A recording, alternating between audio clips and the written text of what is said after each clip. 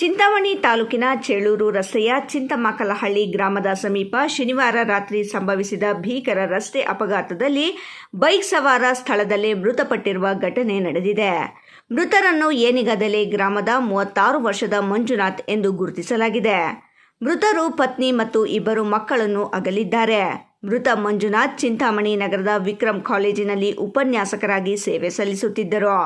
ಶನಿವಾರ ರಾತ್ರಿ ತಮ್ಮ ಸ್ವಗ್ರಾಮ ಏನಿಗದಲೆ ಕಡೆ ಬೈಕ್ನಲ್ಲಿ ತೆರಳುತ್ತಿದ್ದ ವೇಳೆ ಚಿಂತಮಕಲಹಳ್ಳಿ ಗ್ರಾಮದ ಸಮೀಪ ಟೆಂಪೋ ಬೈಕ್ಗೆ ಡಿಕ್ಕಿ ಹೊಡೆದ ಪರಿಣಾಮ ಗಂಭೀರವಾಗಿ ಗಾಯಗೊಂಡು ಸ್ಥಳದಲ್ಲೇ ಮೃತಪಟ್ಟಿದ್ದಾರೆ.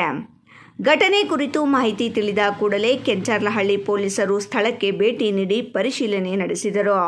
ಮೃತದೇಹವನ್ನು ಮರಣೋತ್ತರ ಪರೀಕ್ಷೆಗಾಗಿ ಚಿಂತಾಮಣಿ ಸಾರ್ವಜನಿಕ ಆಸ್ಪತ್ರೆಗೆ ರವಾನಿಸಲಾಗಿದೆ.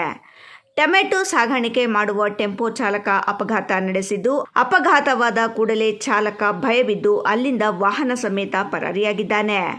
ಭಾನುವಾರ ಬೆಳಿಗ್ಗೆ ಠಾಣೆಗೆ ಟೆಂಪೋ ಸಮೇತ ಶರಣಾಗಿದ್ದು, ಚಾಲಕನನ್ನು ಮರಿಮಕಲಹಳ್ಳಿ ಗ್ರಾಮದ ಮಂಜುನಾಥ್ ಎಂದು ಗುರುತಿಸಲಾಗಿದೆ. ಈ ಸಂಬಂಧ ಮೃತರ ಕುಟುಂಬದವರು ನೀಡಿದ ದೂರಿನ ಮೇರೆಗೆ ಕೆಂಚರ್ಲಹಳ್ಳಿ ಪೊಲೀಸ್ ಠಾಣೆಯಲ್ಲಿ ಪ್ರಕರಣ ದಾಖಲಾಗಿದೆ.